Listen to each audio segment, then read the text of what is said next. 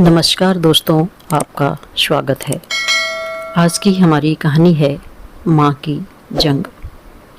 कभी कभी घर की चारदीवारी के भीतर ही सबसे बड़ा युद्ध छुपा होता है, जहाँ दिखावे के रिश्ते मुस्कान से चमकते हैं, मगर अंदर ही अंदर लालच और धोखे की आग सुलग रही होती है। यह कहानी है राधिका शेखावत की, एक माँ जिसने अपने पति की विरासत और अपने बेटे के भविष्य को बचाने के लिए चुपचाप एक जंग लड़ी। बहू करीना, जो बाहर से पढ़ी लिखी, समझदार और मासूम दिखती थी, दरअसल उसकी नज़र सिर्फ हवेली, प्रॉपर्टी और दौलत पर थी। वह बार बार मीठे शब्दों के जाल में कागज़ लाती, सास से साइन करवाने की कोशिश करती, और हर बार उसके इरादों में एक खतरनाक लाइन छिपी होती, अगर असली मालिक अनुपस्थित हो जाए। लेकिन क्या एक माँ का धैर्य और दूरदृष्टि इस धोखे का पर्दाफाश कर पाएगी? क्या बेटा करण अपनी पत्नी के छलावे को पहचान पाएगा या अपनी ही माँ पर शक करेगा? सच और झूठ की इस जंग में किसकी जीत होगी? यही है इस कहानी का सस्पेंस। एक माँ की जंग, एक बेटे की आंखें खोलने का संघर्ष और सच्चाई का वो पल जब हर नकाब उतर जाता है। शाम की संध्या बेला धीरे धीरे हवेली की खिड़कियों पर उतर रही थी। बड़े ड्राइंग रूम में हल्की पीली रोशनी बिखरी हुई थी। दीवार पर टंगे पुराने झूमर की चमक धीमे धीमे कांप रही थी, मानो बीते वक्त की कहानियाँ सुना रही हो। राधिका शेखावत अपनी पसंदीदा आराम कुर्सी पर बैठी थी।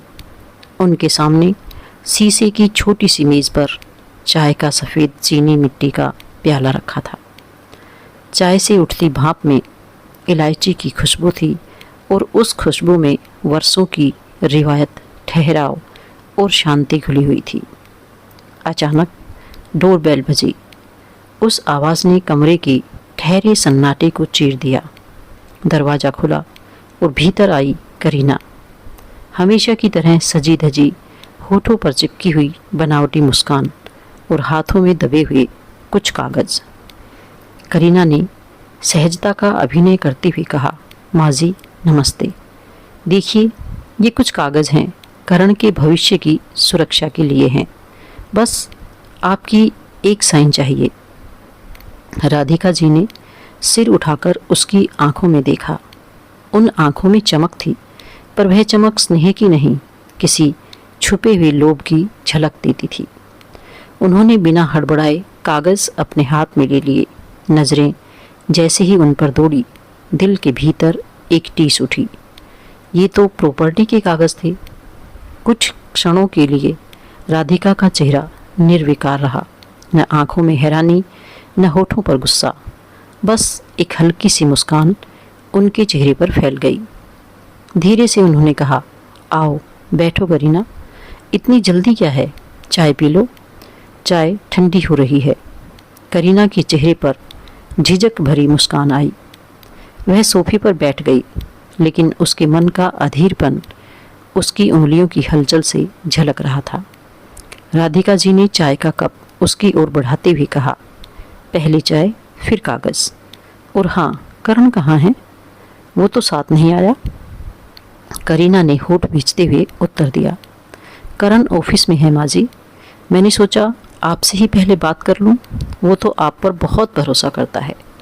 राधिका जी की आंखें पल भर को चमकी। अंदर से वे सब समझ रही थी। यह खेल भरोसे के नाम पर धोखा है। उन्होंने शांत स्वर में कहा, कागज़ तो मैंने देख लिए बेटी, पर माफ़ करना, इन पर दस्तखत मैं नहीं कर सकती। करीना का चेहरा कसैला हो गया, लेकिन वह तुरंत संभल गई। मुस्कुराकर बोली, माँ जी आपने ठीक से देखा भी नहीं, ये तो बस करण की सुरक्षा के लिए। राधिका ने बीच में ही बात काट दी। आवाज़ मुलायम थी, पर शब्द कठोर। सुरक्षा की चिंता मत करो, उसके लिए मैं ज़रूरी इंतजाम पहले ही कर चुकी हूँ। और रही बात इन कागज़ों की, इन्हें रखना ही ठीक है, लेकिन मेरे साइन इन पर नहीं होंगे। कमरे में एक अजीब सी खामोशी फैल गई। बाहर से आती ठंडी हवा पर्दों को हिला रही थी। पर भीतर का वातावरण घुटन भरा लग रहा था। करीना ने मजबूरी में चाय की चुस्की ली। वह समझ चुकी थी कि उसकी पहली चाल असफल रही। कुछ क्षण बाद वह कागज समेटकर उठ खड़ी हुई और हल्के स्वर में बोली, ठीक है माँ जी, जैसा आप चाहें। राधिका मुस्कुराई। हाँ बेटी, जैसा मैं चाहूँ या जैसा मुझे सही लगे। करीना धीमे कदमों से बाहर चली गई। उसके जाते ही राधिका ने गहरी सांस ली और खिड़की से झांककर डूबते सूरज को देखा। उनके मन में एक ही विचार कौंध रहा था, यह खेल अब और गहरा होगा, मुझे हर कदम संभल कर रखना होगा। राधिका शेखावत की आंखों में डूबते सूरज की परछाई थी और उसी के साथ यादों का एक पर्दा खुला। वह पर्दा जिसमें अरुण शेखावत की छवि थी। अरुण शेखावत, एक नाम जो न सिर्फ शहर की बेमिसाल हवेली का मालिक था, बल्कि एक इज्जतदार खानदानी वंश का गौरव भी था। ऊंचा कद, तेज नजरें और गहरी सोच वाला आदमी। कारोबार में दूरदर्शी और घर में अपनी पत्नी व बेटे का मजबूत सहारा। वह हमेशा कहती थी, राधिका, दौलत और जमीन जायदाद कभी स्थायी नहीं होती, स्थायी होती है इंसान की नीयत और दूरदृष्टि। यही सोच उनकी सबसे बड़ी ताकत थी। जब करण जवान हुआ और उसने अपने ऑफिस में काम करने वाली करीना से शादी की जिद की, तब अरुण ने पहली बार अपने दिल में एक कसक महसूस की थी। करीना बेहद तेज तर्रार, पढ़ी लिखी और बातों से किसी को भी मोह लेने वाली लड़की थी। पहली मुलाकात में ही अरुण की आंखें जैसे भीतर तक टटोल चुकी थी। उनके मन में चेताया था, ये लड़की उतनी सीधी नहीं है जितनी दिखती है। लेकिन बेटे करण की आंखों में चमकती मोहब्बत ने उस चेतावनी को दबा दिया था। राधिका भी बेटे की खुशी के आगे खामोश हो गई। शादी धूमधाम से हुई, महफिलें सजी, रिश्तेदारों ने दुआएं दी, लेकिन उसी भीड़ में अरुण का चेहरा हमेशा गंभीर रहा, मानो वह अपने बेटे के भविष्य को किसी धुंध से घिरा देख रही हो। शादी के कुछ ही समय बाद अरुण ने अपना फैसला लिया। उन्होंने अपने वकील को बुलाकर सारा कारोबार, हवेली और गांव की जमीन जायदाद राधिका के नाम कर दी। वकील ने हैरानी से पूछा, शेखावत साहब, आप तो बिल्कुल स्वस्थ हैं, इतनी जल्दी ये सब? अरुण ने गहरी सांस लेते हुए मुस्कान के साथ कहा, दूरदर्शिता यही है कि वक्त आने से पहले तैयारी हो। जो मेरी है वह राधिका की है, और राधिका, वो मेरी नीयत को हमेशा साफ रखेगी। इसके साथ ही उन्होंने एक ट्रस्ट भी बनाया। उस ट्रस्ट का नियम था कि प्रॉपर्टी का इस्तेमाल सिर्फ परिवार की भलाई और समाज सेवा के लिए हो, ना कि किसी व्यक्तिगत लालच के लिए। राधिका ने उस समय यह सब एक जिम्मेदारी समझकर स्वीकार किया, लेकिन उन्हें अंदाजा नहीं था कि एक दिन यही ट्रस्ट उनके बेटे और घर को टूटने से बचाएगा। फिर एक दिन अरुण शेखावत अचानक इस दुनिया को अलविदा कह गए। हवेली में शोक का सन्नाटा पसरा था। राधिका के लिए यह न सिर्फ जीवन साथी का बेछोह था, बल्कि सुरक्षा के कवच का टूट जाना भी था। अब वही अकेली थी। एक तरफ बेटा करण, जो मासूमियत और ईमानदारी से अपने कारोबार में डूबा था, दूसरी तरफ बहू करीना, जिसकी मुस्कान जितनी मीठी थी, उसकी नीयत उतनी ही खट्टी। राधिका जानती थी अरुण ने उन्हें जो विरासत सौंपी है, वह अब सिर्फ हवेली और प्रॉपर्टी की नहीं, बल्कि बेटे की जिंदगी बचाने की भी है। कमरे में बैठी राधिका ने गहरी सांस ली। अतीत की परछाइयाँ धीरे धीरे वर्तमान की दीवारों पर उतर रही थी। अरुण की आवाज़ जैसे कानों में गूंज रही थी, राधिका, याद रखना, दौलत की सबसे बड़ी रखवाली है सच और समझदारी। राधिका की आंखें नम थी, पर चेहरे पर दृढ़ता उतर आई। उन्होंने खुद से कहा, अरुण, आपकी अमानत है, मैं किसी के हाथ लगने नहीं दूंगी, चाहे खेल कितना भी गहरा क्यों ना हो। हवेली के ऊंचे बरामदे में शाम की हवा अक्सर सन्नाटे को हिलाती थी। इन दिनों वह सन्नाटा और भी गाढ़ा हो गया था, क्योंकि करीना की चालाकियों ने घर का वातावरण अदृश्य तनाव से भर दिया था। करीना अब सीधे कागज नहीं लाती थी, बल्कि उन्हें नए नए नाम देकर सजे धजे फाइल कवर में छुपाकर पेश करती। कभी वह कहती, माँ जी, ये तो बस फैमिली सिक्योरिटी कॉन्ट्रैक्ट है, ताकि सब सुरक्षित रहें। कभी हंसते हुए सामने रख देती, ये तो साझा अधिकार सह मालिकाना एग्रीमेंट है। आप समझदार हैं, कितना ज़रूरी है आजकल। और कभी गंभीर स्वर में फुसफुसाती, ये सर्वाइवरशिप राइट्स हैं माँ जी। आजकल हालात कैसे बदल जाते हैं। सोचा करण के भविष्य को सुरक्षित कर दूं, लेकिन हर दस्तावेज में एक चालाक पंक्ति जरूर होती। अगर मूल धारक अनुपस्थित हो जाए तो संपत्ति स्वचालित रूप से बहू या दामाद के नामित खातों में चली जाएगी। राधिका जी की आंखें इन पंक्तियों को पढ़ते ही ठहर जाती। उनके चेहरे पर न गुस्सा आता न घबराहट, बस एक हल्की अड़िग मुस्कान और वही वाक्य, बेटी अभी इस पर सोचना पड़ेगा। करीना हर बार चौंक जाती। इतनी उम्र हो गई है, फिर भी ये औरत इतनी सतर्क कैसे है। उसके मन में खीज और भी गहरी होती, लेकिन वह अपने असली भाव चेहरे पर नहीं लाती। राधिका जी के धैर्य ने उसे बेचैन कर दिया था। वह सोचती, क्या वाकई माँ जी सब समझती हैं या फिर बस टाल रही हैं। अगर करण साथ होता तो शायद। ड्राइंग रूम में बैठे बैठे अक्सर ऐसा दृश्य बनता। करीना फाइल खोलकर समझा रही होती, राधिका जी शांति से चाय की चुस्की ले रही होती। करीना अधीर स्वर में कहती, माँ जी आप समझ क्यों नहीं रही हैं, ये तो सिर्फ सुरक्षा है। और राधिका जी की वही मुलायम पर दृढ़ आवाज़, समझ रही हूँ बेटी, लेकिन अभी इस पर सोचना पड़ेगा। उस जवाब में एक ऐसी गहराई होती कि करीना आगे बहस नहीं कर पाती। करीना की चालें बढ़ती जा रही थी। कभी वह करण की अनुपस्थिति में देर रात दस्तावेज लेकर आ जाती, कभी अचानक बहाने से हवेली में पहुंच जाती। हर बार उसकी कोशिश एक ही थी, राधिका से किसी तरह साइन करवाना। लेकिन राधिका हर बार, क्या राधिका जी कभी हार मानेगी? क्या करण को कभी अपनी पत्नी की असलियत का पता चलेगा, या फिर सास बहू का यह मौन युद्ध किसी बड़े विस्फोट की ओर बढ़ रहा है? आइए जानते हैं। हवेली की दीवारों में जैसे एक अनजान रहस्य पल रहा था और समय उसकी परतें खोलने ही वाला था।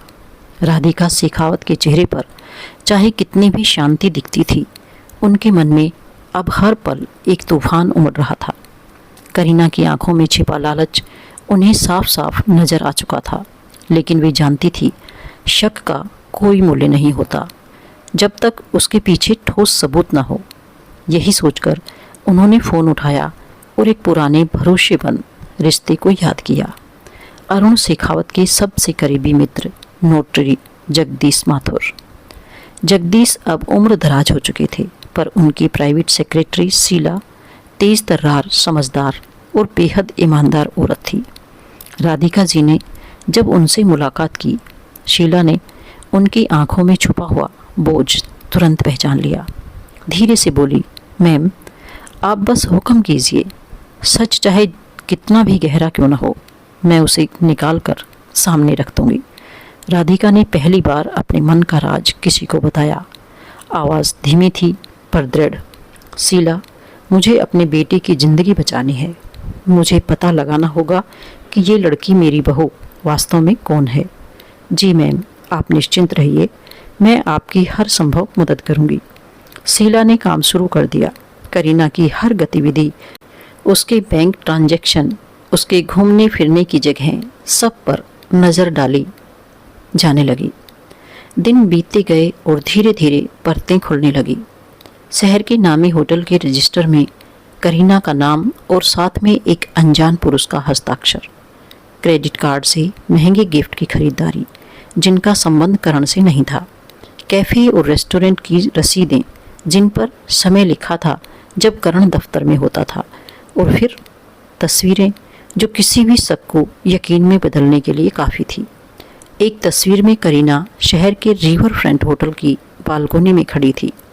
उसके साथ एक जवान लड़का, जिसकी आंखों में वही चमक थी जो लालच की थी, ना कि स्नेह की। दूसरी तस्वीर में वही लड़का और करीना शॉपिंग बैग से घिरे हुए हंस रहे थे।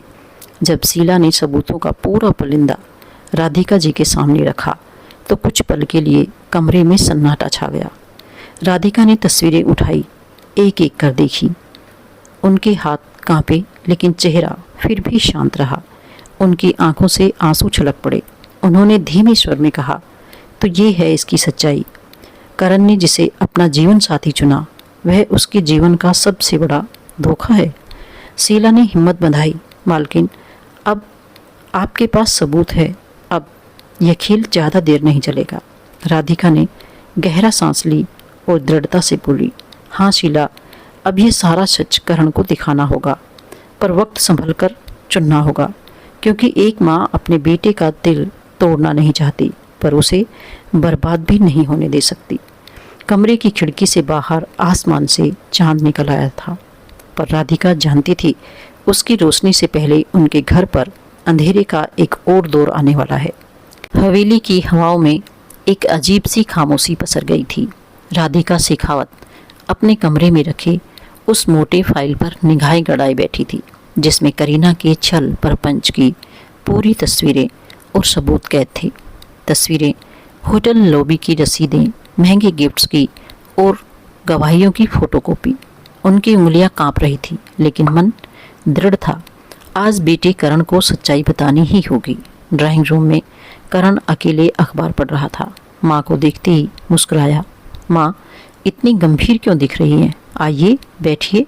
राधिका जी उसके पास बैठी, गहरी सांस ली और धीरे से बोली, करण, मुझे तुमसे एक ज़रूरी बात करनी है, तुम्हारी ज़िंदगी से जुड़ी। करण चौंका, इतनी औपचारिक क्यों हो रही हो माँ? खुलकर कहिए। करण, तुझे याद है ना कितनी बार करीना अकेली मेरे पास आई? करण ने माथे पर पल डाला, जैसे वह याद करने की कोशिश कर रहा हो। राधिका जी ने गहरी सांस लेकर कहना शुरू किया, अक्सर तब आती थी जब तो ऑफिस में होता था या शहर से बाहर। हर बार हाथ में नए नाम से कागज़ होता, फैमिली सिक्योरिटी, कॉन्ट्रैक्ट, साझा अधिकार, सर्वाइवरशिप राइट्स, और कहती, माँ जी, ये सब करण की सुरक्षा के लिए है, साइन कर दीजिए। बेटा, मैंने हर बार कागज़ ध्यान से पढ़ा और हर बार उसमें एक चालाक लाइन छिपी थी कि अगर मैं अनुपस्थित हो जाऊं तो पूरी संपत्ति सीधी उसके नाम या किसी नामित खाते में चली जाएगी। मैंने मुस्कुराकर टाल दिया, लेकिन तब से मेरे मन में एक गहरी शंका बैठ गई। करण ने बेचैनी से कुर्सी पर करवट बदली। उसकी आवाज़ में हल्की खींच थी, माँ, आप शायद ज़्यादा सोच रही हैं। करीना ऐसा क्यों करेगी? वह मेरी पत्नी है। राधिका जी की आंखों से आंसू चमक उठे। बेटा, अगर सिर्फ शक होता तो शायद मैं चुप रह जाती, लेकिन जब मैंने सच्चाई तलाशनी शुरू की तो वो शक सबूतों में बदल गया। राधिका ने फाइल उसकी ओर बढ़ाई। ये सबूत है करीना के बारे में। करण ने बोहें चढ़ाई। सबूत? किस बात के सबूत? राधिका की आवाज़ भर्रा गई। उसके झूठ के, उसकी वफादारी के पीछे का सच। राधिका जी ने धीरे से मेज़ पर रखी मोटी फाइल उसकी ओर बढ़ाई। देख, ये होटल के बिल, ये तस्वीरें, ये गिफ्ट की रसीदें, ये सब इस फाइल में दर्ज हैं। शीला ने हर चीज़ निकलवाई। उन्होंने फाइल खोलकर सामने फैला दी। तस्वीरों में करीना किसी और शख्स के साथ हंसती बोलती, शॉपिंग करती और महंगे रेस्टोरेंट में डिनर करती नजर आ रही थी। कमरे में सन्नाटा गहरा हो गया। करण के चेहरे पर विश्वास और अविश्वास की जंग साफ दिख रही थी। करण ने फाइल खोली, एक एक तस्वीर को देखा, रसीदों को पलटा, फिर अखबार मोड़कर तेज आवाज़ में बोला, माँ, आपको कोई गलतफहमी हो गई है। करीना ऐसी नहीं है। ये सब शायद किसी की साजिश है। राधिका का दिल बैठ गया। उनकी आंखें भीग आई। करण, मैं तेरी माँ हूँ। तुझे दुख देने का सवाल ही नहीं उठता। मैं तुझे जाना चाहती हूँ, उसी औरत से जिसने तुझे सिर्फ इस्तेमाल किया। करण की आंखों में गुस्सा और दर्द एक साथ उमड़ा। माँ, आप क्यों बार बार करीना को कटघरे में खड़ा कर रही हैं? वो मेरी पत्नी है, मेरी जिम्मेदारी। अगर मैं उस पर शक करूँगा तो क्या रिश्ते बच पाएंगे? राधिका जी ने चुपचाप सिर झुका लिया। उनका मन रो पड़ा। ये वही पल है जिसका डर था। बेटा माँ पर नहीं, बहू पर विश्वास कर रहा है। लेकिन यही वह मोड़ था जहाँ शीला ने कदम रखा। अगले दिन वह हवेली पहुंची और करण के सामने और पुख्ता सबूत रखे। एक पेन ड्राइव जिसमें होटल के सीसीटीवी फुटेज थे। लॉबी में करीना किसी अजनबी के साथ हाथों में हाथ डाले हंसती हुई। करण की आंखें सुन्न पड़ गई। उसने स्क्रीन की ओर देखा, फिर माँ की ओर। गला रुंध गया। माँ, ये सब सच है? राधिका ने उसके कांपते हाथ थाम लिए। हाँ बेटा, यही सच है, और मैंने इसलिए तेरी आंखों से पर्दा हटाना चाहा। करण कुर्सी पर धंस गया। उसके होठों से बस एक टूटी हुई आवाज़ निकली, माँ, मैं तो अंधा बन चुका था। कमरे में सन्नाटा गहराता चला गया। राधिका की आंखों से आंसू बहे, पर भीतर कहीं उन्हें राहत थी कि देर से ही सही सच सामने आ गया। शेखावत हवेली पर जैसे बिजली गिर गई हो। जिस सच्चाई को उजागर करने में राधिका जी और शीला ने महीनों की मेहनत की थी, उसी के जवाब में करीना ने चाल चल दी। अचानक करण और राधिका के हाथों में अदालत का नोटिस पहुंचा। करीना ने केस दर्ज कराया था। मुझ पर मानसिक उत्पीड़न हुआ है। पति और सास ने मिलकर मुझे सताया है और मेरे अधिकार छीने गए। मेरी भावनाओं को कुचला गया। इस आरोप ने सबको हिला दिया। करण सन्न रह गया। वह कभी सोच भी नहीं सकता था कि जिसे उसने जीवन साथी बनाया, वही अब उसके खिलाफ अदालत में खड़ी होगी। भारी भीड़, वकीलों की चहल पहल और गवाहों की कतार के बीच राधिका जी ने अपनी साड़ी का पल्लू कसकर थामा। सामने करीना वकील के साथ खड़ी थी। चेहरे पर बनावटी मासूमियत और आंखों में चतुराई का चमक। करीना का वकील जोर से बोला, माननीय न्यायाधीश, यह औरत राधिका अपने बेटे के साथ मिलकर मेरी मुवक्किल पर मानसिक उत्पीड़न करती रही है।